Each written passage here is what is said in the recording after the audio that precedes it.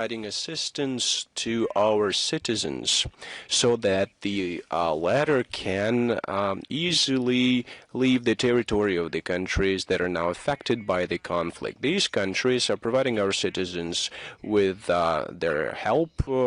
They provide assistance. That is exactly what we call a genuine friendship. We don't just cherish that. We will never forget that help and assistance. I would like to especially thank the Turkmenistani side for this colossal help and the real friendly attitude towards Russian citizens. They are saying the same to us, and please, Turkmenistan, accept our deep appreciation. This is the genuine attitude that reflects and highlights the strategic partnership between Russia and Turkmenistan. I will continue to regularly thank all those who provide assistance to our citizens in returning to their homeland. I'd like to stress again that Russia always helps the citizens of those countries who ask for such assistance, and Russia has proved many times that it's ready to help. And remember the COVID pandemic, when our evacuation flights were ready to accept foreign citizens on the same basis, along with the Russian citizens, I mean. So I'd like to thank you very much. We'll never forget this help.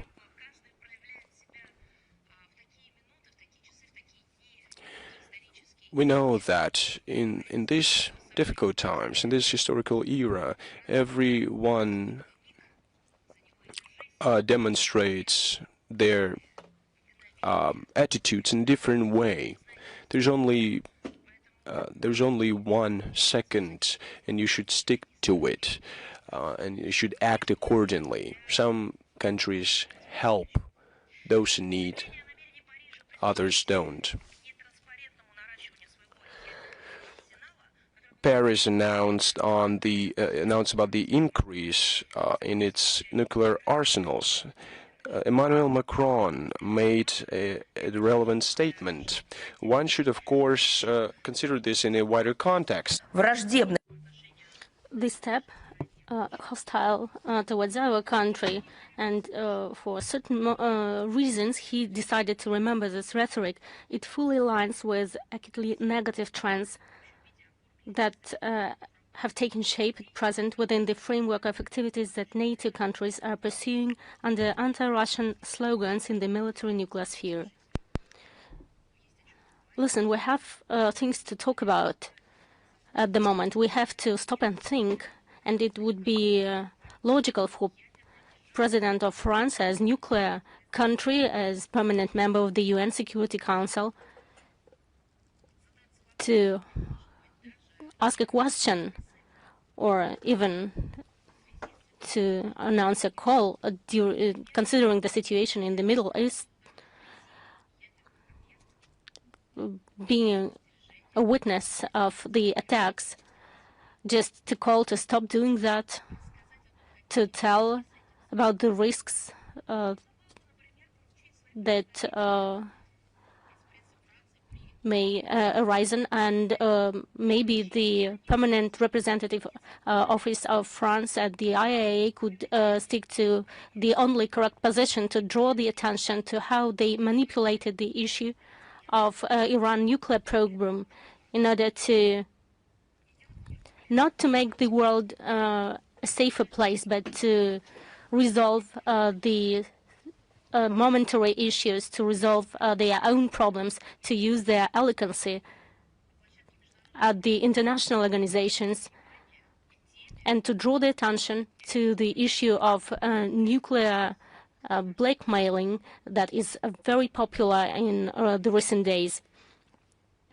But at the same time, we know the different thing. Macron stated different things, and we took note of that.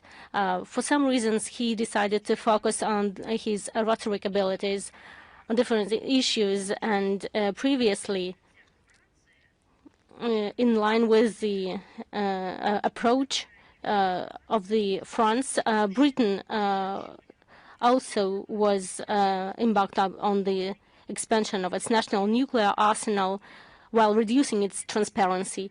And in accordance with US-British agreements, London will receive, in addition to its existing maritime component, airborne nuclear weapons, delivery systems, and access, with the US consent, to American nuclear air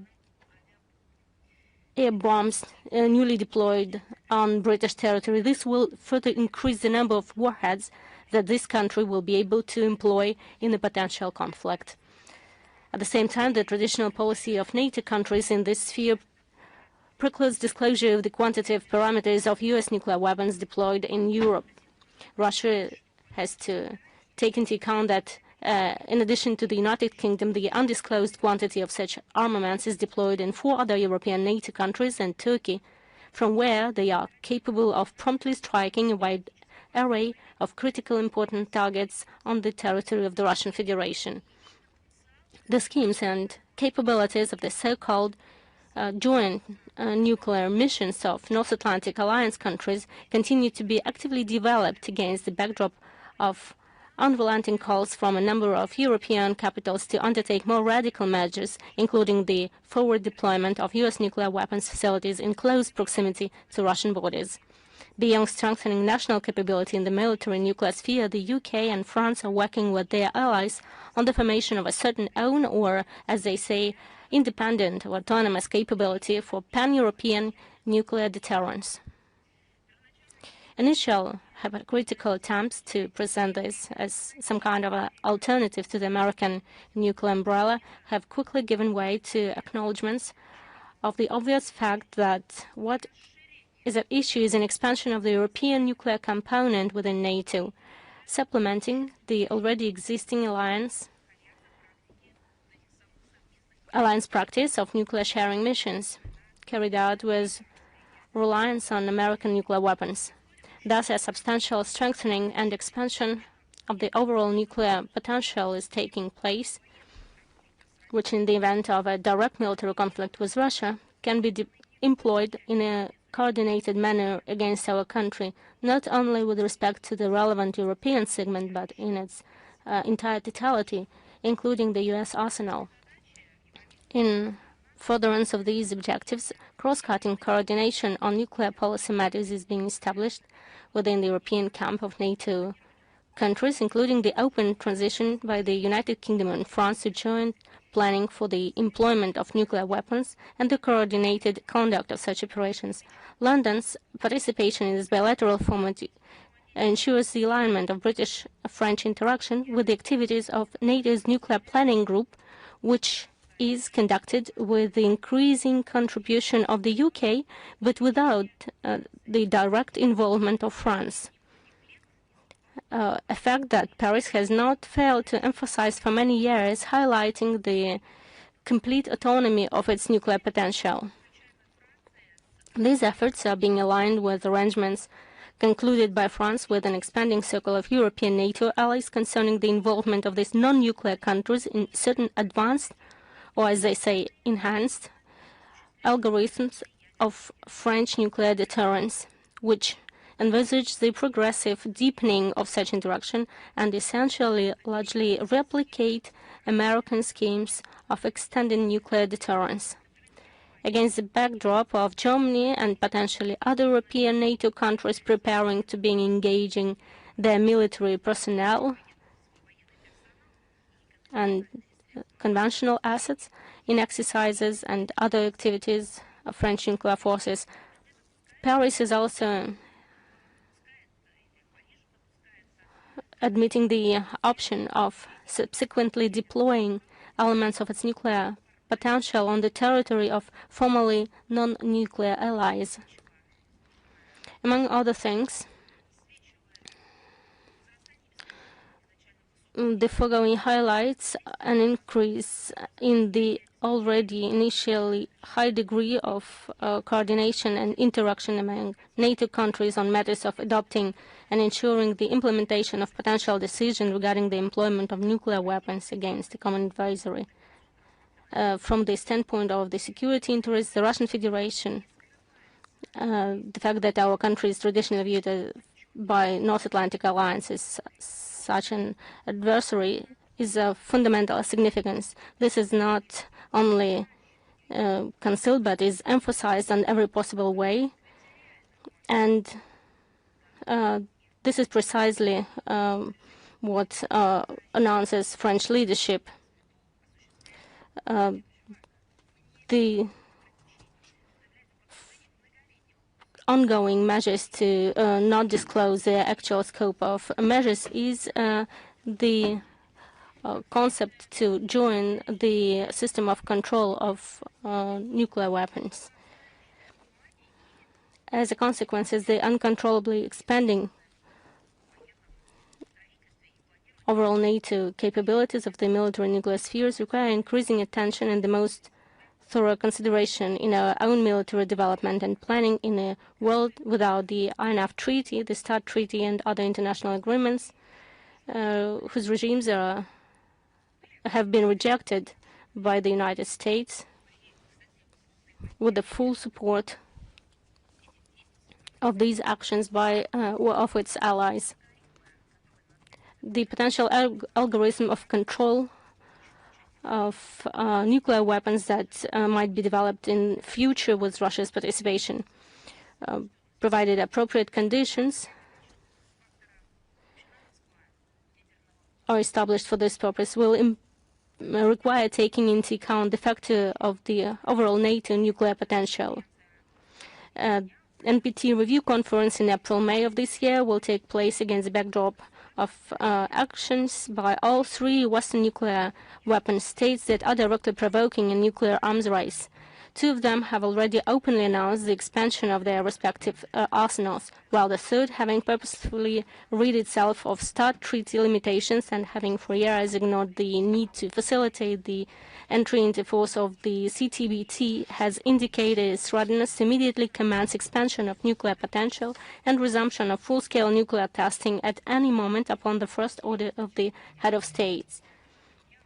No less significant in the context of risk to the NPT regime is the fact that the United Kingdom and France have become subjects of scandalous information that has come to light, according to which hotheads in the capitals of these countries are seriously considering the possibility of transferring nuclear weapons components to the clique ruling in Ukraine in a desperate attempt to maintain that country in the position of a viable geopolitical battering ram capable of inflicting, with comprehensive Western support, substantial damage to the security of the Russian Federation. What can I say? We have seen the reaction of the Western capitals, the statements of the officials, and the public statements. London and Paris responded in an unofficial manner. We deny the attempts made by London and Paris, and in this case, answering the question why, I would like to remind them their own argumentation that they have been using over the last years. Do you remember how many times they mentioned the phrase directing against our country? Let's remind them, but in the context of their own countries. The indicated suspects possess the opportunity, motive, and means to commit the designated international legal crime.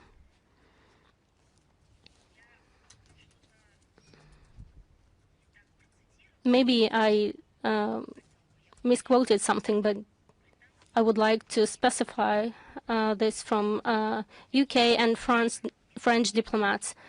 No, this is the argument that you have been using when, in your case, we're accusing our country without pretext. But in our case, we support it with your own argumentation. As for the intent, it directly follows from data obtained by Russian intelligence services. There are no doubts of it. These matters must be examined in the most serious manner during the forthcoming NPT review conference. Now we move on to the situation around Ukraine and the Ukrainian crisis. The Bandera neo-Nazi regime, under the guise of alleged military expediency, continues to violate international humanitarian law, commit terrorist attacks, and vent its rage over battlefield failures on peaceful Russian civilians. The armed forces of Ukraine once again deliberately struck purely civilian targets unrelated to the military-industrial complex, using drones and multiple launch rocket systems, residential buildings, medical and educational institutions, civilian and social facilities. Over the past week, I would like to highlight that we are speaking about the civilians. More than 150 people were injured, including one child. 22 people were killed. All these facts I am disclosing using the examples. In Lubimovka, as a result of shelling on 23 of February, a resident was killed. Then the AFU struck, killing more people. And due to the use of drone and rifles, 5 people were killed and 15, including one child, were wounded. Belgorod region on February 24, in the area of the village of Chaika in Belgorod district, a driver of the agricultural enterprise Priskolia was killed due to the drone strike. On February 28, in Rozhdestvenka, the ammunition hitting the territory of a private house caused the injuries of 2 people, and in agricultural complex in Belgorod district wounded 3 workers, and on March 2, a resident of the village of Golovchino was killed. Incidentally, Western journalists are also witnessing the Kiev regime's hunting of civilians in a Russian region. Such an experience got Ivor Bennett, Moscow correspondent for the British television channel Sky News, who traveled to Shebekino, Belgorod region. The film cruise vehicle was attacked by the launched kamikaze drone loaded with explosive. The munition miraculously failed to detonate upon impact. It is noteworthy that the journalist who repeatedly mentioned the phrase, and I quote, Russian aggression, during the filming of his report, then naively questioned why the vehicle became a target of a Ukrainian UAV. What happened was because they are hunting the journalists, and on Bankova they have this special list. Just have a look at Mirotvorets website, how many victims are enumerated there. This is exactly what they target. And this is not only about Russian journalists, it is affecting all journalists that are not serving Kiev regime. And even if they say nothing against Bankovaya, but not loyal enough, they're still hunting them. What happened, by his own admission, was a terrifying, vivid illustration of the daily dangers faced by local residents. Thank you for this, at least. This is true. This is really a terrifyingly vivid illustration of the daily dangers. I would add the word tragedy that is is being happening in front of our eyes for many years now. But for some reasons, British journalists in the first place were not noticing that. Zaporozhye region on February 23, a drone strike damaged the building of Dnepro-Rudninskaya district hospital, causing damage to the therapeutical department on March 1. on Vasilievka-Berdyansk highway in the area of Chernigovsky municipal district. 2 women were injured in a terrorist attack by the FU, on one of them fatally. LPR on February 24, due to the detonation of the drone in the center of the city of Kreminna, a man was killed and another civilian wounded. In Lesnaya Polyana on February 28, in Markovsky municipal district, volunteers were injured in a UAV attack. A man was killed. 2 volunteers, a man and a woman from Moscow. Moscow region were wounded. Bryansk region on February 24, a kamikaze drone damaged a school building in the village of Novaya Pogosh. On February 25, a drone strike destroyed a Felcher midwife station in the village of Kurkovichi. Yesterday, in Margarita Simonyan account, the materials, how at the nursing home in Iran, newborns are being killed because they do not have the energy supply, water supply. Just have a look this report.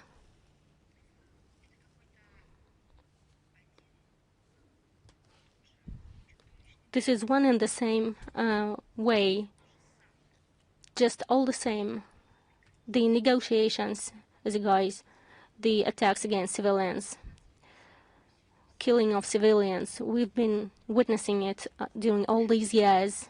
At the same day, a few attacked the village of Istopki in Klimovsky district, hurting 4 people.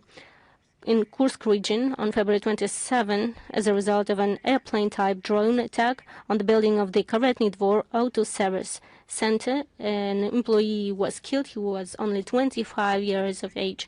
3 people were wounded. Krasnodar territory. On March 2, the Ukrainian Nazis subjected the city of Novorossiysk to a massive drone attack. 3 people were injured, including 1 child. Just have a look at how many buildings were destroyed. The private houses, 61 buildings and 41 apartment buildings. Russian law enforcement agencies continue to take measures to bring Ukrainian soldiers and foreign mercenaries to criminal justice. Judgment in absentia in the form of 14 years imprisonment for participation in hostilities on the side of the Ukrainian armed forces were handed down to Argentine citizen Waldo Thomas Kuhn, Swedish citizen Lynn Theodor Per Albin Rovosari, and Croatian citizen Ivica Zurak. All of them have been placed on the international wanted list. Charges of committing a terrorist attack in Kursk region have been brought against soldier Alexander Levchenko and to Dmitry Kovtun. They took direct part in the armed blockade and holding of districts of Kursk region and were detained during combat operations. The investigation of the criminal case against the militant of AFU, Alexei Petrakov, has been concluded. He killed a prisoner of war, a Russian serviceman, on the grounds of ideological and political hate. In August 2025, he laid down his arms to the Russian armed forces. Petrakov will face the Supreme Court of the DPR. Zelensky, afraid of the reduction in the Western military and financial support, makes every effort to stay in the focus of attention. I don't know what medicines he takes, but some very heavy ones. He said that Kiev is ready to help the countries of the Middle East to combat the Iranian drones.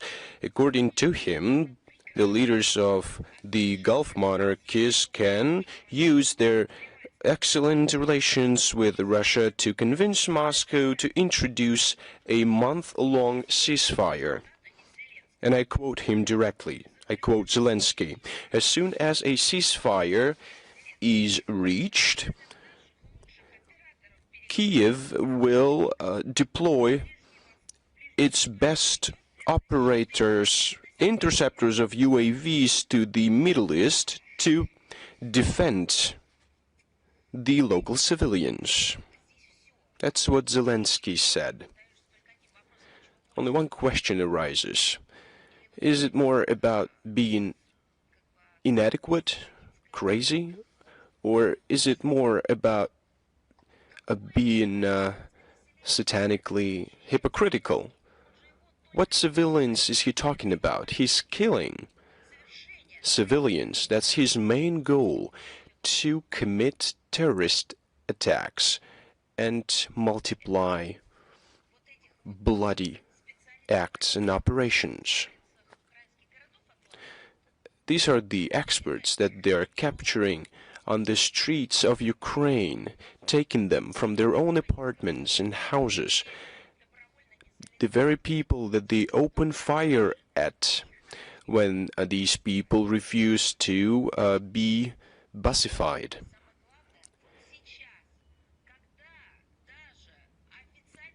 Even now, the White House officials agreed that,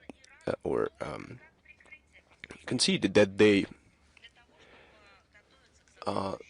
were holding these negotiations on the eve of their operation.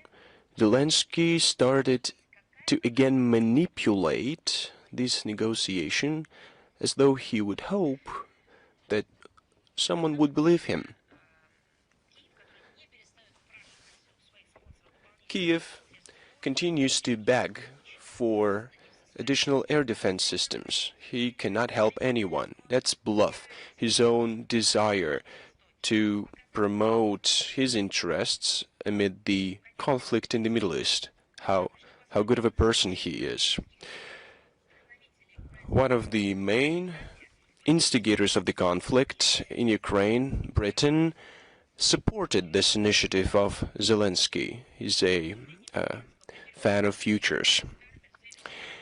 British Prime Minister Keir Starmer said that he intends to contribute to the combat experience of the AFEU and their use in the Middle East. London will help to deploy Ukrainian experts to the Middle East. Yeah, we know how great these experts are in Britain. They only are experts in one-way ticket deployment of experts. They are ready to engage their vessels into another geopolitical escapade. This shows the consumerist attitude of Britain towards Ukrainians. The Ukrainians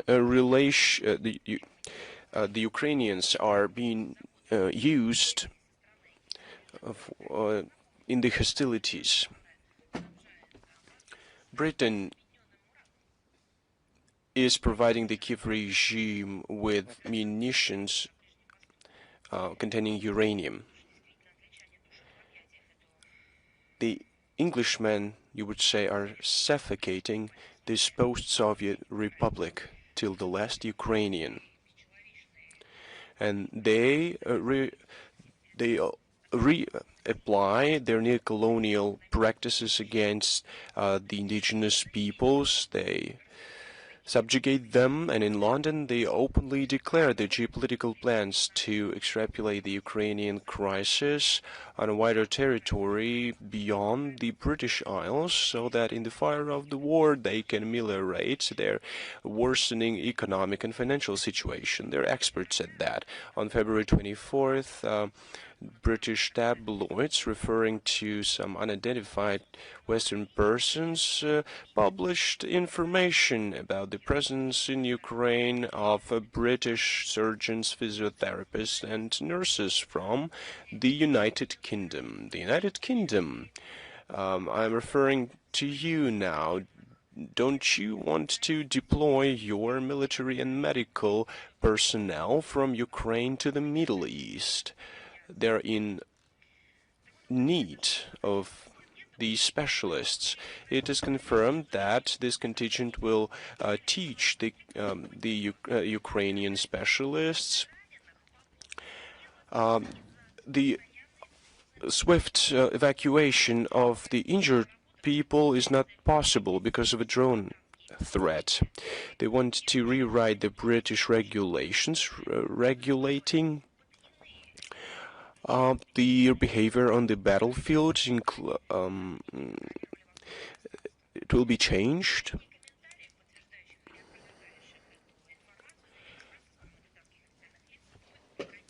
We have not seen any other information. We reaffirm that any foreign contingent will be seen as a legitimate target for the Russian Federation. The British ones will not be an exception. Zelensky himself, whose military defeat is just a matter of time, if you have any sense, has repeatedly noted unreasonably that he would not mind obtaining weapons of mass destruction. Well, that's exactly what Europe needs and he needs. He said, and I quote him, that he would gladly accept nuclear weapons from Britain. And our special services have reaffirmed that London and Paris work out on a possibility on transferring to Kiev of a Wunderwaffe, a special miracle weapon. And everyone understands why it's done, to help the Russian regime, the so-called regime, flounder. On March 2nd, Zelensky signed, and I'm of course talking about it ironically, it's terrible, he signed a law adopted by Verkhovna Rada that allows for the coercive evacuation of minors from the territories affected by hostilities. Well, you can say that, well, that's kind of okay. You should evacuate children from the battlefield. They are crying, are being petulant, but we're talking about a different thing, and it's being done without their parents' consent. That's their favorite policies. I can imagine the scale of the talks and criticism when the world knows or learns about what the Kiev regime is doing with its children.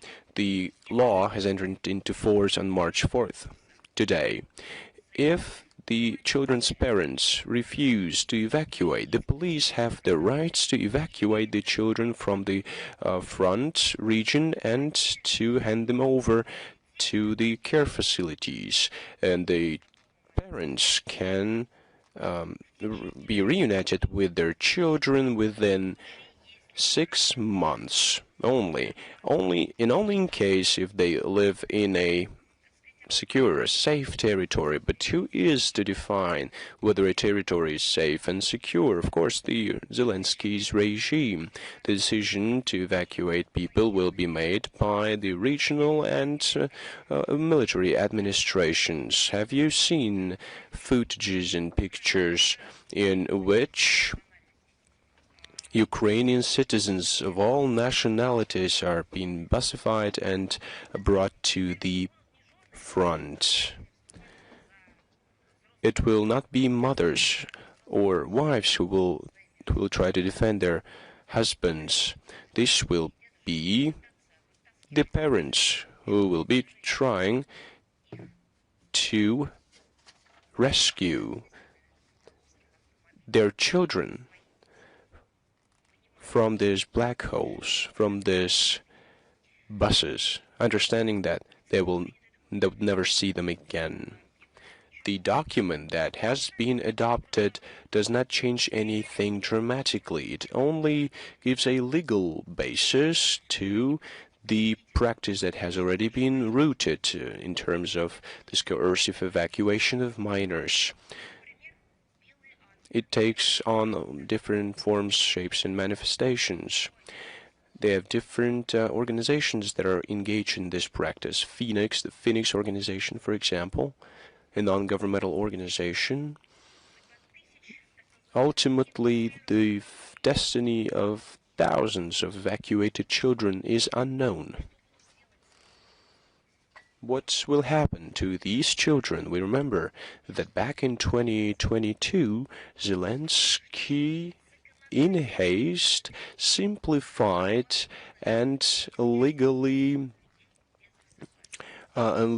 put legally gave a green light to the evacuation of children without their parents' consent. Ukrainian children crossing the border with their family members vanished in European states, and Western representatives were talking about it themselves. They said that a huge number of minors crossed the border.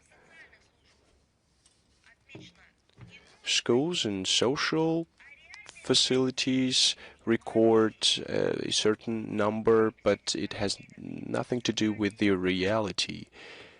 The Northern and Central Europe authorities report on that. It's a doing of mafia. It's an elite grouping that engages in human trafficking.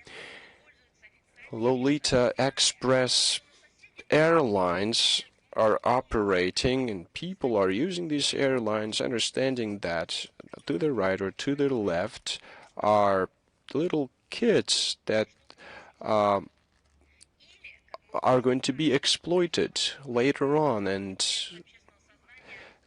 these children can also become subject to a propaganda campaign about a Russian regime that supposedly stole the Russian children. These children will be killed and presented as stolen children. That's nice food for their crazy minds. How about the laboratories that Pentagon is operating? What is happening in these laboratories? But they responded that you're liars. They said, you're liars.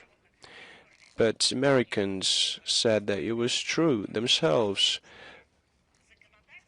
When their legislators themselves said that the network of biolaboratories is huge, and it's working under the guise of the Ministry of Health of Ukraine, and these are Pentagon laboratories. Remember that a couple of years ago, Russia declared that Westerners were doing their utmost to manipulate and conduct experiments involving biomaterial of the Eastern Slavic populations. They're collecting this material, and well, they made a laughingstock out of us. But then it turned out that a huge number of military biolaboratories has been deployed on the territory of Ukraine, and it's been operated as a part of the Ukrainian Ministry of Health. But no, well, everyone stopped laughing at that. And the transplantology was legalized in this way. It was legalized by the Kiev regime. So it's especially cynical when we see the slanderous allegations of the Kiev regime about Russia capturing thousands or hundreds and thousands and 1.5 million of children, but then they changed the number again. Then they started talking about 20,000 children, but then they all could only collect 330 family names that of people that have nothing to do with this case. I would like to reiterate that there is no list containing the names of these children or their family members that we have been provided with, or anyone else has been provided with the name international organization, a recognized international organization. I'm not talking about the freak show within the European, the Council of Europe. I'm talking about international organizations that are recognized and reputable. The only exploit this topic the way they exploit the children themselves. It is evident all the accusations against Russia. It's an attempt of the Zelensky regime to divert the attention from their own crimes against Ukrainian children. Just remember the case about where the Zelenskaya's foundation transported kids to Turkey. These girls were subject to different acts of violence.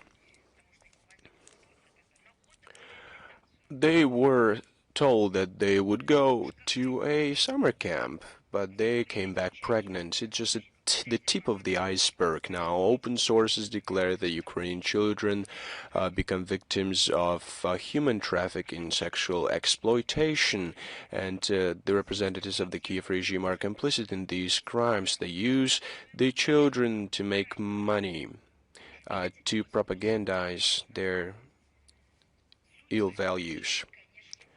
Of course, they don't give they're not interested in the destiny of their kids.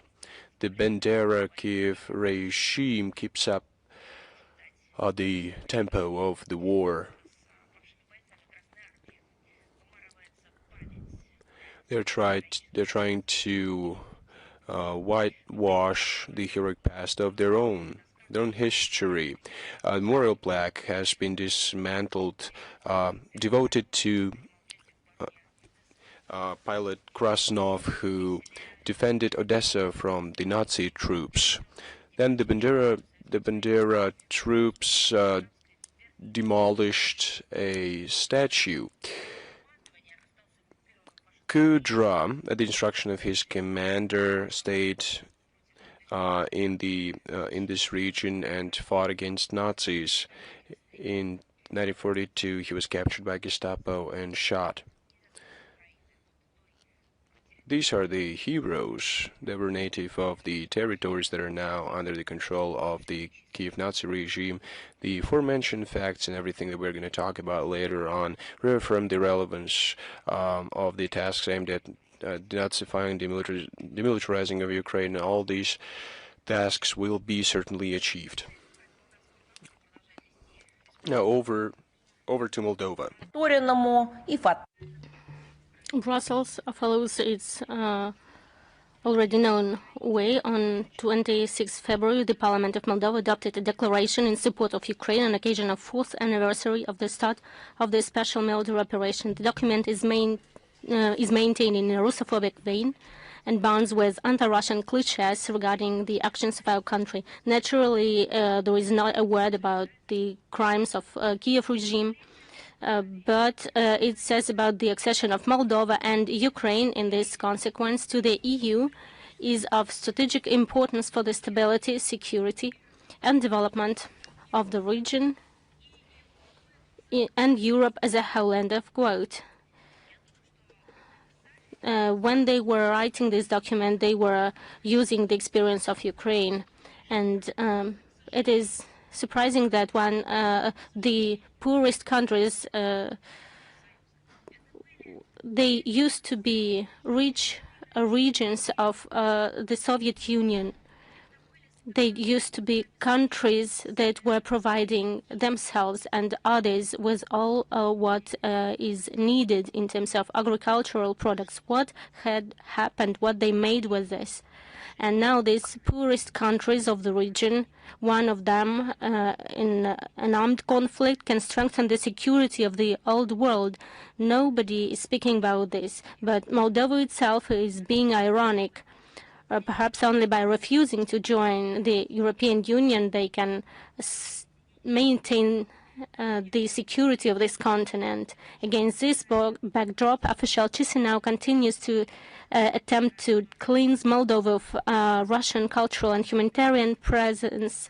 The situation, the ecclesiastical sphere is taking on an alarming dynamic. We have already commented on the attempted seizure of a church of Orthodox Church of Moldova in the village of Derenei, Kalarashi district. The story has developed further. On February 25, the country's Ministry of Culture did not rule out the possibility of transferring 800 churches of the Orthodox Church of Moldova, which have the status of historic monuments, to the state ownership on the basis of a November decision by the Chisinau Court of Appeals, November 2025. Moldovan experts do not exclude that this creates the prerequisites for the subsequent transfer of church property under the management of the Romanian Orthodox Church. The Ministry of Education of Moldova is developing a new concept of teaching Russian language and literature in the country. Experts express concerns that its adoption will lead to a reduction in the hours of study of the aforementioned disciplines in Moldovan schools and the general lowering of the status of the Russian language in the educational system.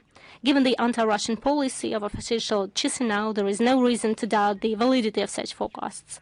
The ban on broadcasting Russian featuring documentary films on military historical themes remains in effect because they supposedly why they cannot show the famous military historical movies there. What is the reason? Because they supposedly promote war. And this is a serious argumentation. I'm not being ironic. The Moldovan authorities themselves have launched a campaign aimed at increasing the attractiveness of military service among young people. And I have a question. Do they broadcast Terminator? Do they promote bad ideas or the aliens when the features extraterrestrial came to visit the country? Does this go in vain of the policy of the authorities of Moldova? And our patriotic movies cannot be displayed there. It's a shame. But not only this, even a spit in the face of Moldovans, because their ancestors deserve, by their blood and sweat, by their lives, a different treatment. To achieve a different treatment to their children, they were protecting the territory that is being blasphemously ruined by Sandu and the regime. Everything looks bad, but well, we could think it this way, but all is happening against the militarization of the republic, the involvement of its military personnel in NATO exercises, the transformation of Moldova's territory into a logistical hub for supplying the Kiev regime, and all this under anti-Russian slogans and contrary to the neutral status enshrined in the constitution. Such a struggle, we put it in commas, against war propaganda. The example of Ukraine has shown what Russophobia in its extreme expression leads to. Moldovans clearly do not wish to follow this path. According to recent public opinion polls, more than half of respondents are convinced that the country is moving in the wrong direction, and more than a third are convinced that in the coming years Russia should become a key partner of the republic in the sphere of economy and security. Perhaps this will at least restrain Sandu from rash steps to please European sponsors who are leading Moldova down a very risky path. If not Sandu, then maybe others would advise her. We are concerned about this continuation of armed clashes on the Afghan-Pakistani border. In recent days, armed skirmishes involving aviation and heavy weaponry have been recorded along virtually the entire length of the border zone inhabited by Pashto tribes. The civilian population is suffering, including Afghan refugees from Pakistan and Iran. Once again, we call upon Kabul and Islamabad to refrain from military confrontation and to resolve these agreements through mutually respectful dialogue. Kosovo. On February 10 of this year, in the Serbian autonomous province of Kosovo and Metohija, the self-proclaimed local authorities in brackets detained and placed in a pre-trial detention facility a Russian citizen and two citizens of Belarus on suspicion of committing a criminal offense. What kind of offense they have committed? Maybe black transplantologists that were searching for something and did not succeed, or nationalists. Do you know what kind of crime was announced? Unauthorized crossing of a border checkpoint. So when children are being killed from the point of view of Western ideologies, this is a fight for democracy. But when the border is being crossed of a state that, according to international law, lies within the same place, this is illegal. The office of the Russian embassy in Serbia in Pristina secured access to the detained compatriot and is providing him with all necessary support. Additionally, the request of colleagues from Belarus, the office has requested permission for a personal meeting with the citizens held in the detention facility. So the resolution of the UN 1244 of the Russian Federation, according to this resolution, does not recognize the independence of Kosovo and has no official contacts with it, so cannot provide protection to the interests of Russian nationals who find themselves there, against whom hostile and unlawful actions may be undertaken. We draw attention to the fact that in 2022, the Kosovo so-called government tightened the so-called visa regime for our compatriots, abolishing the previously effective right of entry to the province for holders of multiple entry Schengen visas or resident permits in Schengen zone state. Taking into account the high risks, we once again strongly recommend the Russian citizens refrain from visiting Kosovo and when planning travels in the Balkan region, choose alternative routes. Now we move to OSCE.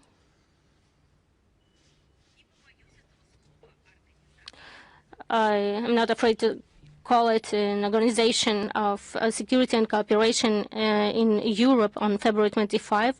The French chairmanship and the Swiss OSCE chairmanship in office held a joint meeting of two governing bodies of the organization, the Forum and the Permanent Council, on February 25. It was 2 days before the aggression of the US and Israel. They could have discussed a different thing, but they focused on a different thing. They began with an appeal by OSCE Secretary General Feridun Sinirlioglu to revive the forum by returning it to its origins, substantive consideration of military and political security issues. The French chairmanship supported this idea and pointed to the importance of de-escalating the working atmosphere within this body, but failed to keep its promise. The concept of the event was anti-Russian. Once again, I highlight before the strike of Washington and Tel Aviv against Tehran were some days. The invited speakers on the treatment of prisoners of war to French professors and functionaries of a Ukrainian NGO designated as undesirable by the Prosecutor's General Office of Russia didn't hesitate to display their Russophobic sentiments. The guest from Kiev was particularly unrestrained, which is unsurprisingly. His organization is nominally called non-governmental, but is in fact financed by the government of Ukraine and a number of Western countries, engaging in fabricating spurious reports about crimes of the armed forces of the Russian Federation and thereby whitewashing the genuinely criminal acts of the armed forces of Ukraine and other armed formations of Ukraine. The Russian delegation made a statement distributing the thematic reports by Miroshnik and the materials by Maxim Grigoriev, chairman of the International Public Tribunal on Crimes of Ukrainian Neo-Nazis. The reaction of the Paris representative was predictable. In contravention of agreed procedure, the forum chairmanship attempted to deny the floor to the Russian delegation as well as our Belarusian colleagues under the false pretext of the need to economize the costs of translations, not to translate from Russian into other languages. They were deprived of the right to speak any official OSCE language except English. This contradicts the long established practice of Paris that was fighting for multilingualism in international organizations. We regard the outrageous behavior of the French chairmanship of the forum as a localized but highly illustrative confirmation that Paris's public signals and those allegedly sent through confidential channels about interests in dialogue are worthless. The detached position of the Swiss court chairmanship is also regrettable, as its silence encouraged the French colleagues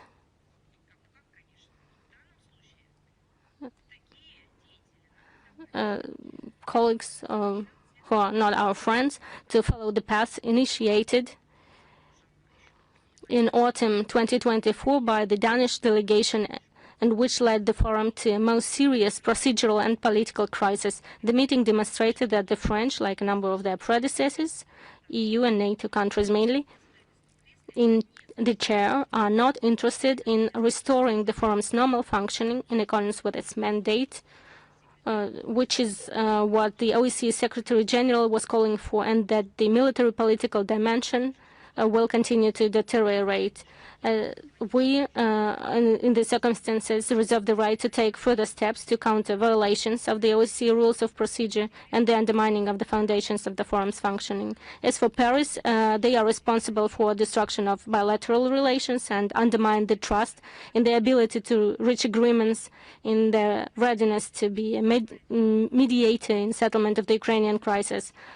France is developing the idea of Russian threat and is one of the prominent sponsors of the Kiev regime. I've been speaking about their operations and acts against different pretexts. There are different narratives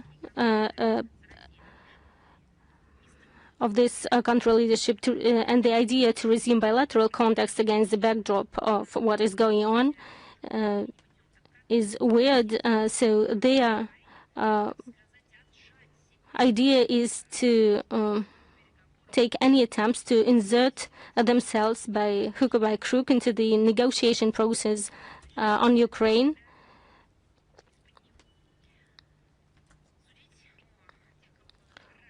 We will judge our former partners not by words but by deeds, and their deeds are exactly as I mentioned.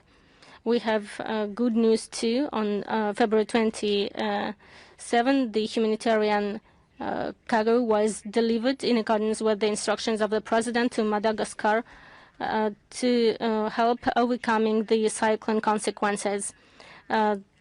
Mikhail Randrianirin, the Prime Minister, Minister of Defense or Foreign Affairs, and high-ranking representatives of the country participated, as well as the Charge d'Affaires,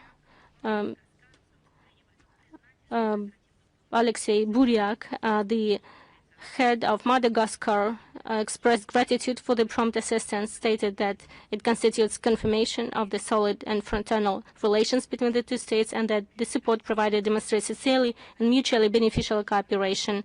The Russian side emphasized the provision of humanitarian assistance to Madagascar constitutes evidence of our readiness to respond promptly to emergency situations and provide aid to partners in cases of natural disasters. Briefly, we spoke about the war against memorials. It goes on around the whole Europe, the entire territory in Sør-Varanger in Norwegian municipality. The act of vandalism was committed. The memorial commemorating the liberation of settlement of Naden from Nazi German invaders by the Red Army. During the final stage of the Kirkenes operation and the harsh conditions in the north, Soviet servicemen forced the Naden-Nelve River, and whereupon, on October 27, 1944, the settlement itself was liberated from Nazi occupation. In honor of this event and the heroic feet of Red Army soldiers, a memorial was erected in 1994 on the initiative of the local community, bearing the names of 8 fallen Red Army soldiers. Those countries that so-called European elite used to call non-civilized, where we were, keeps the memory of all those who helped it in the liberation fights for sovereignty, when fighting against the external aggression. Wherever we go, we sometimes see that it's hard to go there. The climatic conditions are harsh, and the monuments are suffering from it, from corrosion, or they were difficult situation, emergency situation, but there are nations that maintain the condition of the memorials, and the West considers them as the third world, as Barrel used to say, jungles, and those people demonstrate their civilized attitude, and barbaric attitude is demonstrated, on the contrary, by the Western countries. We are outraged by the desecration of this monument and memory of the servicemen who gave their lives for the freedom and the independence of Norway. Norwegian citizens and the government have always treated Soviet military burial sites and memorials with care and respect, providing the necessary maintenance and keep them in proper condition. We expect that a thorough investigation will be conducted into this criminal act, and the perpetrators will be identified and duly brought to justice. I remember very well when the officials of Norway were sharing with the Russian delegation their memories about their lives and their reflections on the contribution of the Red Army into the fate of their country.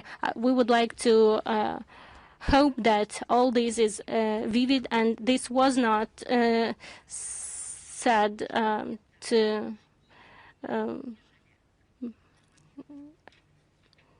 please the situation. Very often we speak about the colonialism and neo-colonialism, and one more issue to confirm it. In many our theses, we speak about the historic events, and now let's fill the gap. We're talking about the victory of Ethiopia over Italian colonizers in the Battle of Adwa. It is considered as a landmark event. This victory has reaffirmed the strength of the spirit of the Ethiopian people and marked the launch of the liberation movement in Africa. The Russian movement was headed by Leontiev, a Cossack Leontiev, but the role of Russians was way greater. Mr. Leontiev delivered a letter from Ethiopia to the Nicholas II, and he accompanied the Ethiopian delegation that was sent to our country. On the complimentary basis, Russia gave Ethiopia 30,000 rifle, 40 cannons, and participated in the strategic planning of this country. Leontiev was born in the Kherson region. Now it's the Kirovograd region.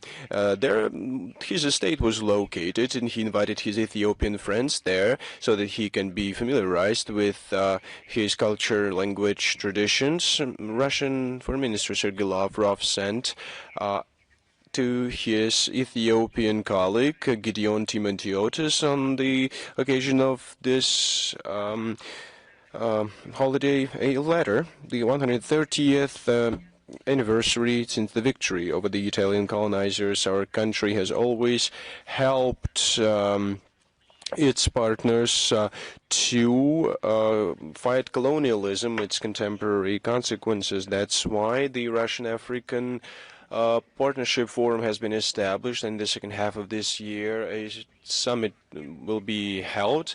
The world has changed since then, and the global south has gained strength. It's demonstrating a great pace of development in economy, technology, science, and I always emphasize the following. The West has always told them that they are deprived of the gene of freedom, but they have demonstrated this gene of freedom to a larger extent than those who found themselves slaves of their own passions and somebody else's will. One of the symbols in the striving towards the modern multipolar world based on the rule of international law, not the imposed collective rules by the West, was the BRICS bloc. The Ethiopia is a member of BRICS. Of course, they will counter this movement. The West will counter that, and we see that.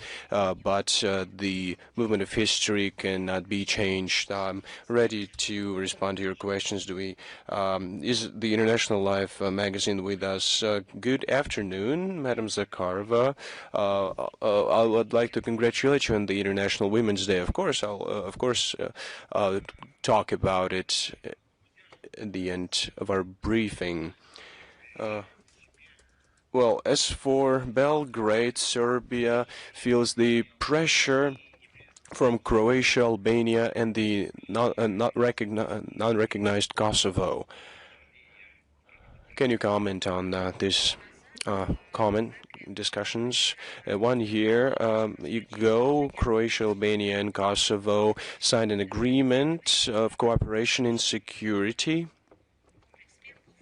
A comprehensive set of measures has been taken ever since to establish a sub-regional military bloc, and now we see a practical phase taking place. The main areas the main players of this union want to increase the interoperability of their troops to procure armaments. We're talking about UAVs, air defense systems, anti-tank means, etc. They also intend to establish their own military industrial capabilities. Croatia invited Albania and Kosovo to participate in the industrial military sector of their country. We're talking about rifles, explosives. They are paying special attention to nefarious cyber threats, risks that can negatively affect the critical infrastructure, etc. At the same time, they militarize Kosovo and are trying to integrate this self-proclaimed region into the regional systems. It counteracts or runs counter to the UN General Assembly resolution. One should, of course, not just pay respects to the international law. We're talking about practical steps of this matter. Allow me to cite a very simple example to you. It's the same thing as having two lanes, opposing lanes on the road, but there is no fence in the middle, and you always go in a wrong direction. It is a violation of the traffic rules, right? And you might think that nothing is happening, but this would result in deaths and accidents. It's not just a line that divides two lanes on the road. It's not just that somebody painted this line on the road. It's an indication that any violation cannot be justified. So this resolution describes this situation and is used as a litmus paper to assess how far those have gone who decided to run an experiment on the Balkans and redraw the borders. The resolution reaffirms the unity and territorial integrity of Serbia with regards to Kosovo, and I think it's very relevant when it comes to your questions. Only international presence is allowed, no other military contingents. This situation is evident, and Belgrade is voicing concerns, understanding how hostile the situation is along its borders, but Western capitals ignore it and continue to influence Belgrade, and they refuse the right of Serbia to defend their vital interests. They're trying to label Serbia as a pariah state, retaliating them for trying to get an independence. Croatia is a member of the Dayton agreements about the peace in Bosnia-Herzegovina, bears a special responsibility in ensuring security in the Balkans in the post-conflict era. Its actions in increasing the tensions around Serbia run counter to the provisions of the aforementioned Dayton agreements, Dayton Accords. In 1B addendum of this, addendum 1B contains the measures of the sub-regional control of armaments. They are guarantors of the documents that took active part in the negotiations. We urged the West to cease increasing tensions between the Balkan states and to provoke them towards a arms race and to prevent the risks of a new war. We see what their experiments led to in the Middle East, and the world is now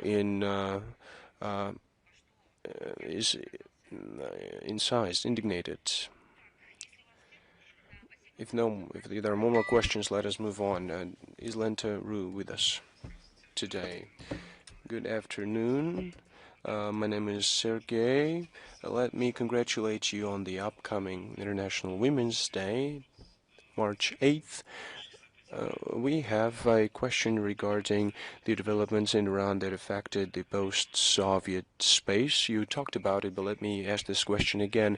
How would you assess your contacts with post-Soviet republics that have the same borders with Armenia, Azerbaijan, Turkmenistan? When we talk about the return of Russian citizens from the Islamic Republic of Iran, I have a request to our male journalists. Please don't forget that I'm not the only woman here, so please, if you congratulate me, don't forget to congratulate all representatives of the fair half of the population. As far as your question goes, I've talked about it already. The Foreign Ministry of Russia takes all the necessary measures, makes all effort to return the Russian citizens from the Islamic Republic. Our missions in Ashgabat, Baku, Yerevan have published and are still publishing relevant information about the possibility to leave Iran, Azerbaijan, Iran, Turkmenistan, on land and on the process of crossing the border on land. We are in close contact with competent bodies of the aforementioned states. So to expedite this process, we I talk, namely, with diplomats on a regular basis, and the only thing that I hear from them is or are genuine words of appreciation. And they characterize and the results of the contacts with the diplomats and representatives of the aforementioned competent bodies as very productive. The contacts that bear fruits. I think that we can all say that, well, we can do that, right? Our cooperation can then be used in other situations. As of March 3rd, Azerbaijan hosted 253 civilians, used it as a transit country. 8 people used Turkmenistan as a transit country. This work is now being continued. I would like to ask you to please not focus on words like evacuation and rescuing citizens. Of course, all of these words are legally justified, but we use these words only when we talk about providing assistance to our citizens in returning home. It is important because people try to understand what these terms are all about, but I use these words to demonstrate how the process of returning our citizens to their homeland works. As far as the methodology and the status of the citizens goes, that's all different. The Russian side, let me reiterate it, and that's a pleasure of mine to say that, expresses its appreciation to all these countries that I have mentioned for providing help to Russian citizens who found themselves in a dire situation amid the escalation of tensions in the Middle East, and we highly appreciate the readiness of our good neighbors and friends to provide necessary help in organizing the return, the evacuation, and in logistics. Well, when we realize in what situation they have found themselves without anticipating it. Do we have Interfax with us? Good afternoon, Madam Zakharova. Can you hear me? I'd like to second what was said before. Congratulations on the International Women's Day to you and to all the women present. You have already touched upon the situation in Iran already. What's the number of Russians now in the Middle East affected by the conflict? As far as providing assistance to our citizens goes, what's the number of tasks that our diplomats have to address? As far as the exact number of people goes, one can only talk about the data that has been recorded when our citizens turned to our consular departments. When a Russian citizen goes abroad, they can be registered in a consular department, so he provides information about themselves. He becomes part of this information space and receives information in case of emergency. He receives text messages containing information about different events that take place. So the citizen, let's say, engages in a bilateral process of exchanging information with our consular departments. When we talk about short-term visits, whether it's tourism or other types of visits, they focus on their free time, and they do not find it necessary to share these information with our representative officers. They just want to relax, have a nice holiday, and they don't see any necessity in sharing their information with our consular departments. But if an emergency happens, as a rule, you won't know in advance if something like this happens. So these tourists that are on their short-term visits, they're just open their window and see that a new reality is now taking place. And of course, in these cases, it's very useful to keep in touch with our consular departments, because in this case, they would get notifications about what's happening. But going back to your question, I would say the following. One would find it really hard to give exact numbers. According to our assessments, and I'd like to highlight that this just it's not an exact figure. About 50,000 Russian tourists are now in the region. From 5 to 8,000 Russian citizens don't have an opportunity to leave Asian African countries because the transit air traffic has been suspended using the Middle East transit airports. A cruise ship with 133 Russian citizens is now in the waters and cannot continue its movement. One question is how many people are there, and another question is how many people have requested assistance or help as far as evacuation goes and logistics. Currently, there is no ban from the Ministry of Economic Development to visit the conflict region, but we urge everyone to not plan any visits to these countries until the situation calms and everything is okay again. Especially if we're talking about the UAE, Kuwait, Bahrain, Oman, Qatar, and Saudi Arabia. Russian Foreign Ministry in coordination with the Russian Aviation Agency, airliners, and other ministries provide assistance to evacuation flights, ensuring the safety of passengers. On March 3rd, Russian foreign missions carried out 24 evacuation flights.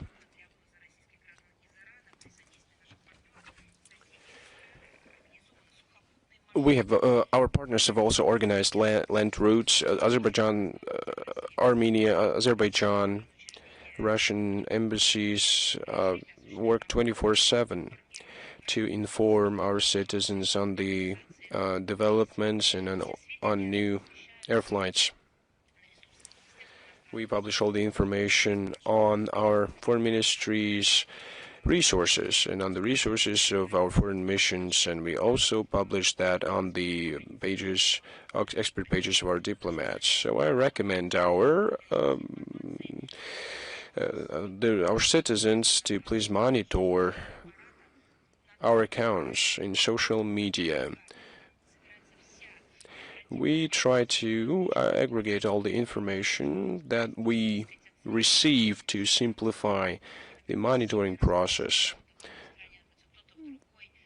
Some families are not yet united. They have to share information. I think it's very useful for tour agencies and other actors. Of course, one has to take into account all of this. You have to take preventive measures and not visit potentially dangerous areas. Please follow the instructions of local authorities. Go head to shelters if necessary, and be guided by recommendations of airliners. And personally, I would add to that the following. I would make the following statement. I'd like to turn a request to everyone who is listening to this. As far as taking photos and videos goes, some countries have a peculiar legislation. It may become a reason for detention, for an arrest, and for claims against our citizens coming from the authorities. So one has to take into account the peculiarities of the legal legislation. The countries of the region, primarily the United Arab Emirates, have certain regulations as far as taking photos and videos goes. Now, many people take photos and videos, but you have to understand what the internal legislation is about regarding these actions, so please do not complicate the situation even further. It refers both to journalists and to normal citizens, to tourists. If that's all, we move on to Anadolu. Yes, we are here. Congratulations on the 8th of March. We had two questions. First, you responded in the first part, and the second on the negotiations between Russia and Ukraine. Do you have a date or the platforms for negotiations? you're aware of our concept. The negotiations are being commented upon, but not as an idea or just supposition, but when the negotiations are really taking place and the delegation composition is set, and the head of it is Medinsky, who is authorized to give information about the negotiations. As for the time and place of the potential next meeting, or we can identify it further, which round it will be, the information will be given later. And you are well aware that it will be given to the media, because Medinsky never forgets the journalists. Thank you. Do we have Ria with us? Yes, good afternoon. Congratulations on the upcoming 8th of March, and congratulations to the colleagues. We have two questions today. The reports have recently emerged indicating that the situation in the Middle East has had no impact on the delivery of Patriot missiles to Ukraine. How do you assess such an approach by Western countries under the current circumstances? As far as I know, the Kiev regime emissary and its Western sponsors have long been lobbying the authorities of the Persian Gulf state with a view to arranging the transfer to Kiev of their available air defense system and corresponding missiles, to no avail.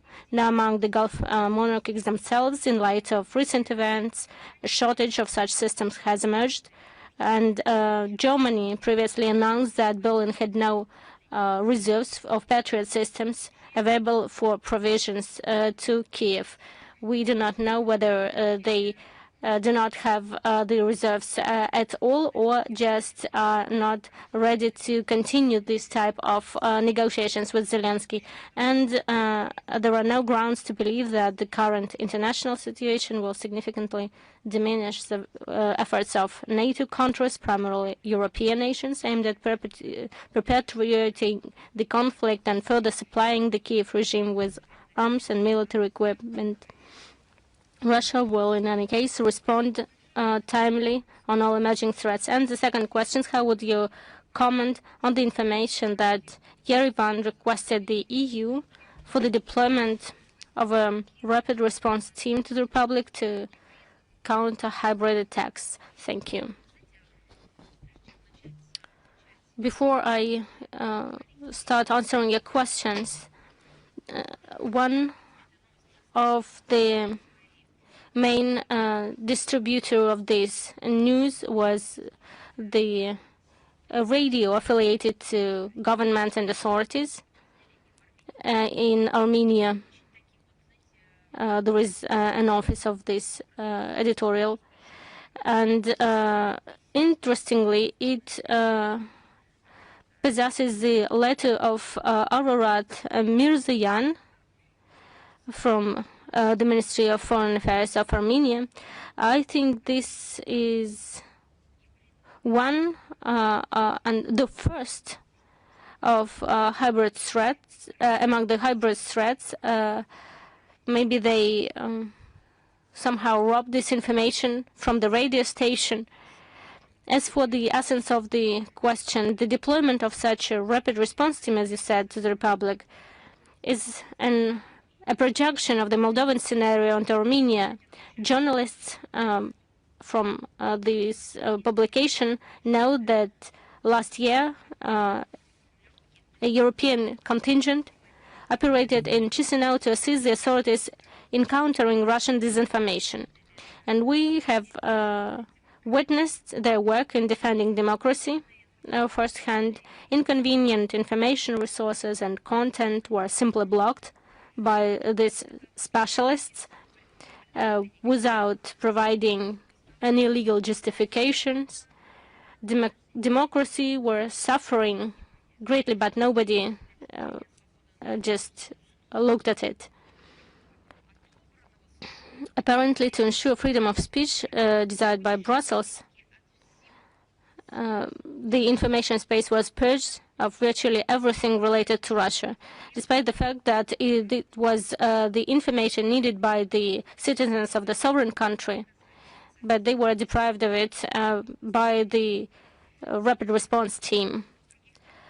Active experience of other countries demonstrates profound involvement of EU experts during the pre-election period, as well as in the context of a potential constitutional referendum, is unlikely to strengthen Armenian sovereignty. Quite the contrary. We spoke with Ministry of Justice. We note the comment of the Armenian Ministry of Justice that it was not going against the sovereignty, and we also confirming our readiness to send the same group in bilateral contact with the Republic. CIS, we recall, also has the potential to do this, and Yerevan has always the opportunity to approach the Executive Committee of the Commonwealth, and they, I'm sure, would not negate this help. Sputnik. Sputnik is here. Correspondent from Radio Sputnik. Also would like to congratulate you on the upcoming 8th of March, as well as our colleagues. One question: can Moscow be a mediator to the conflict between U.S., Israel, and Iran, considering the contribution of our country in resolving Middle East conflicts? Russia is actively engaged in diplomatic activities. On the 2nd of March, the President of the Russian Federation held telephone contacts with the leaders of a number of Gulf countries, the UAE, Mohammed bin Zayed, the Emir of Qatar, Al Thani, the King of Bahrain, Al Khalifa, and the Crown Prince, as well as others, to speak about the actual situation. Minister Lavrov also spoke about this with his colleagues. I would like to enumerate on February 28th, telephone call with Iran, then Qatar, UAE, Saudi Arabia. On the 2nd of March, 3rd March, Minister of Foreign Affairs of Iran, Amman, and today these contacts will be continued, and we are going to inform you. As such, the fact of so many contacts is the evidence of active efforts of the Russian Federation to stabilize the situation in the region. If this mediation in some sort, we cannot say no. As for the mediatory efforts as such by our country to help a certain state, I invite you to read the reports of the presidential office after the telephone calls when he says that we never say no when receive the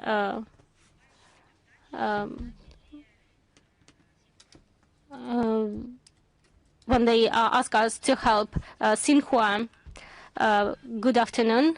Correspondent of Xinhua, Ministry of Foreign Affairs of Van E.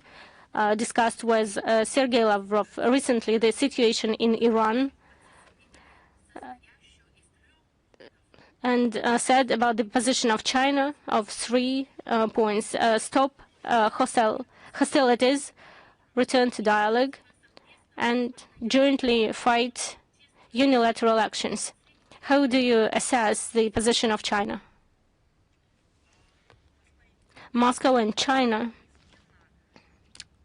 have always followed the position on Iran during all these years or decades. In the joint statement after the summit in May last year, they demonstrated that the two sides are ready to act together to help stabilize peace and stability in the Middle East. But unfortunately, the readiness to compromise is not seen, and we are witnessing the aggression in the Middle East that is threatening to destabilize the situation in general. Russia and China are maintaining cooperation in different bodies, including the UN, and demonstrated the similar positions during the emergency meeting of the UN Security Council on the 28th of February. The exchange of opinions is also conducted on the highest levels. The leaders of our countries recently spoke, and they condemned the aggression, the massive attacks of Washington and Israel against Iran, and called to stop the hostilities, underlined the necessity of political and diplomatic resolution of the conflict in Iran. I can assure you that the foreign agencies of the both countries continue to dialogue closely on the situation in the Middle East in accordance with the conditions and the instructions given by the leaders of China and Russia in the spirit of comprehensive partnership and strategic cooperation. Thank you. And I congratulate you on the upcoming 8th of March. Thank you. Media Corporation of China. I join the congratulations to all women and colleagues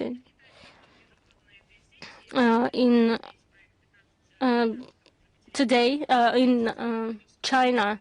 The annual session of the National People's Congress and the Chinese People's Political Consultative Conference starts about the state planning and the system of 5-year plans is the question, including the cooperation, global geopolitical structure, regional development, and what is the position of Russia during this, what is the assessment of Russia of this 15-year period. It is up to the citizens of China and the government of China, but we always highlight that the Chinese population, the citizens, shall give their assessment to such events and their future implementation, considering the level of confidence and the special relationships that has established with China. We have the opportunity to answer such questions that you ask, and do not consider this as something that would be perceived as interference into internal affairs. We know that such a rhetoric or such acts as interference are unacceptable for us. We treat each other with respect, and for this reason we can easily answer the questions about our internal agenda and our internal development. I would like to quote the President Putin, who said that Russia needs the flourishing and stable China, and China needs a strong and successful Russia. The development, bilateral development, is based on mutual respect and mutual understanding, consideration of interests to strengthen national economies and prosperity of the population of the two countries. Russia is a strategic partner of China and welcomes the development of comprehensive development of the country. We are sure that the decision taken during the meeting will help improve the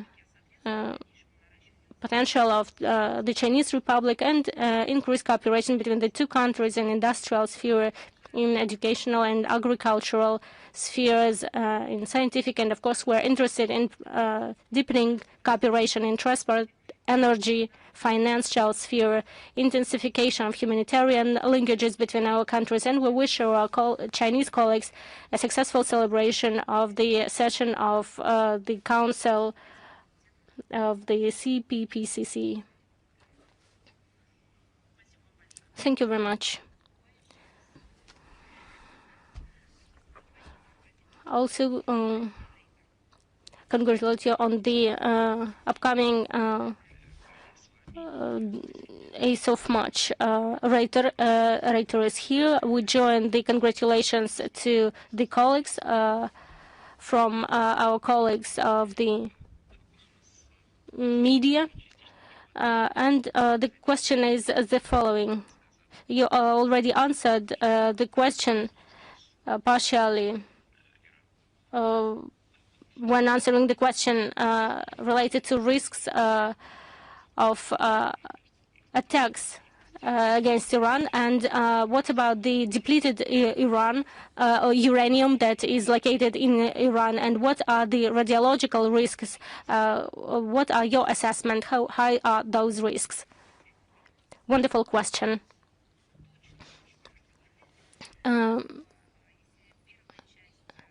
It is very urgent to ask the question, but I cannot give the detailed information because it has to do with the comprehensive guarantees between IAEA and Iran, and I cannot comment openly on it. But I can state that the non-provoked American-Israeli aggression against Iran that is accompanied by the attacks against energy infrastructure on the territory of a sovereign state created serious impediments to implement the verification functions in Iran. And of course, we expect that the authorities of IAEA will find the opportunities to respond to lawlessness on behalf of U.S. and Israel, and will give the unbiased assessment to the situation.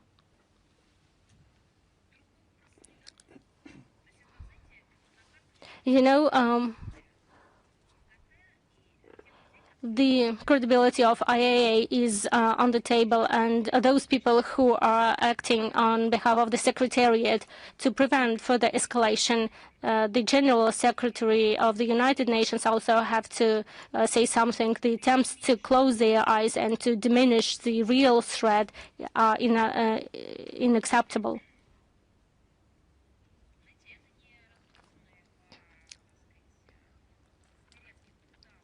Those are not dead ducks on the ponds, with all due respect to flora and fauna. Those are nuclear plants around which the nuclear bombs are being exploded, and there are fires, and it goes non-stop.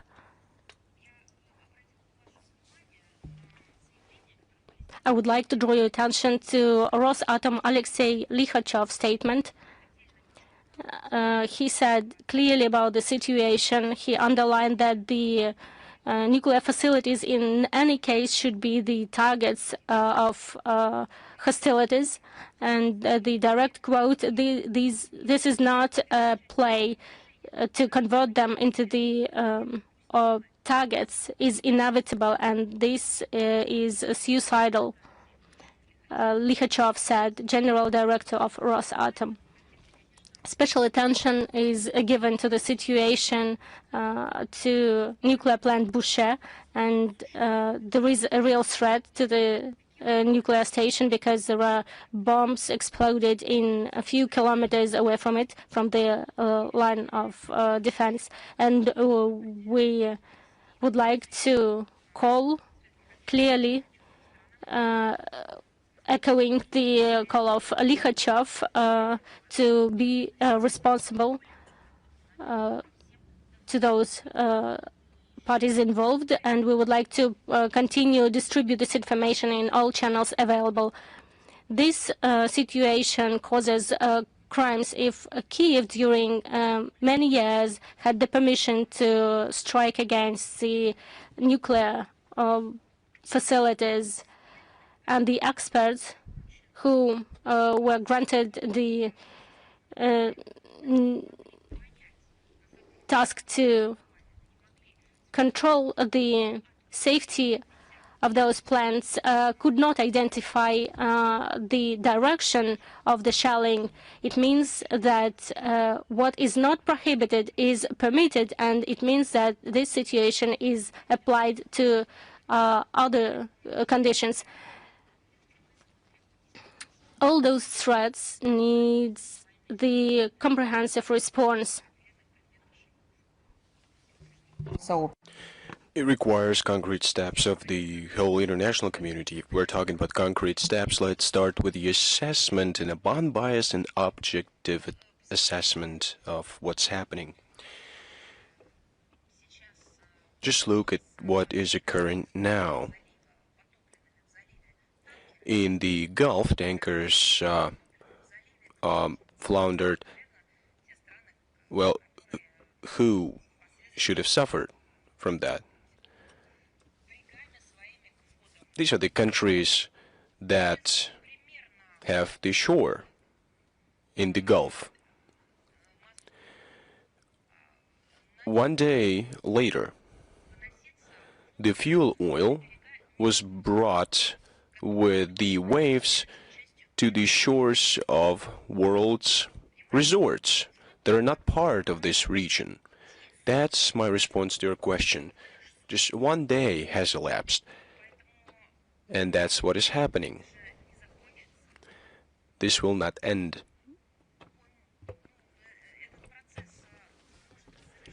This process can be concluded only once the world community will act united and will say no to such actions.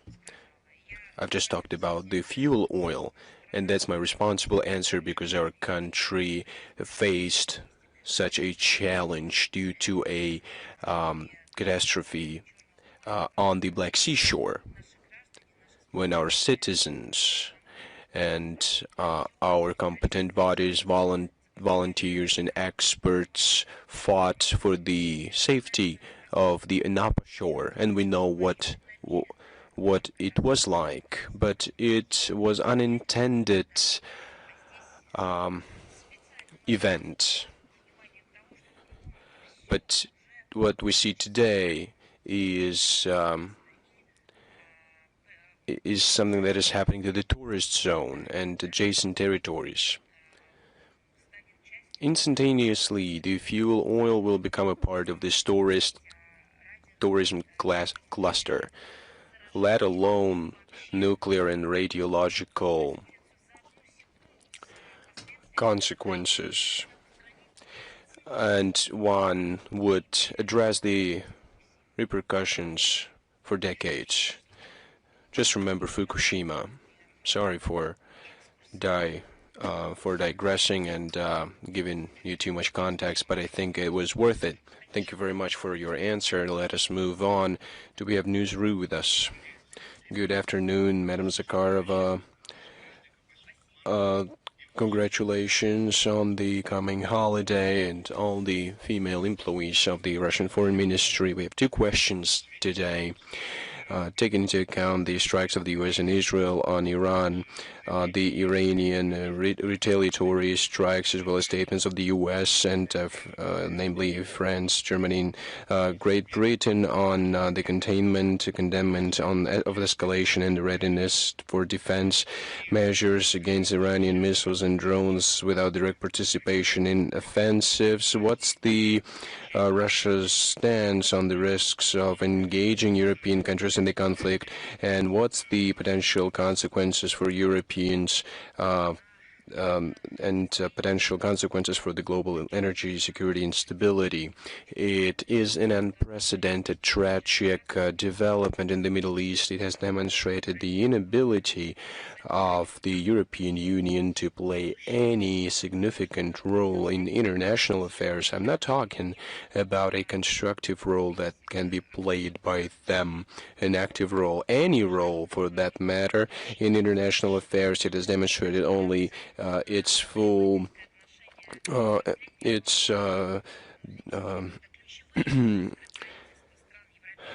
its role in the relations with Washington. The officials should have been at their desks because that's what they are supposed to do. They said they stand in solidarity with the Middle East,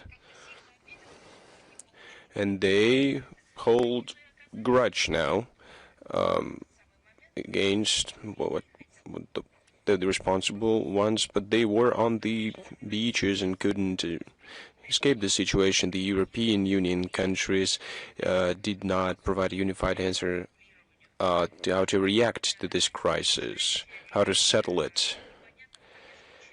We saw a reaction supporting what? Supporting the bombing of the school, killing of 165 girls. The photo of their tombs indignated those and surprised to the very core those who had seen everything. Instead of expressing sympathy, condolences to the families of the deceased, which everyone could do, regardless of their position, they just did what they did. They joined the collective unconscious. They presented a statement containing a traditional critical remarks against Iran. They did not even mention the US and Israel that initiated an unprovoked act of aggression against Iran. It's the modern interpretation of Hiroshima and Nagasaki. Nuclear bombs were dropped on Hiroshima and Nagasaki not by the US, they were just dropped from the sky by whomever. The lack of unity does not exclude the possibility that separate members of this community will act on their own, independently defining their role of engagement in the conflict. Of course, we have also noted a flagrant cynicism of Ursula von der Leyen with regard to the assassination of Ayatollah Khamenei. He was a legitimate leader elected by the people of Iran. She said that the people of Iran have now acquired, and I quote her, a new hope for their future. She just justified the physical assassination of a legitimate leader of a sovereign state. We're talking about the annihilation of the supreme leadership and the civilians of this country. Who did she address these words to? To the burial procession that buried the children, that they acquired some kind of a hope, a new hope for their future. What about their old hope? Did they just bury their hope with the children that lay in the ground? It's terrible. One can compare it with what Nazis did during the World War II. Goebbels, Dr. Mengele, gas chambers, purses made of people's skin. It's pumping blood out of children's bodies. These are all similar things. When you see burial ceremonies of children, you start saying that the society has now acquired a new hope for the future. What?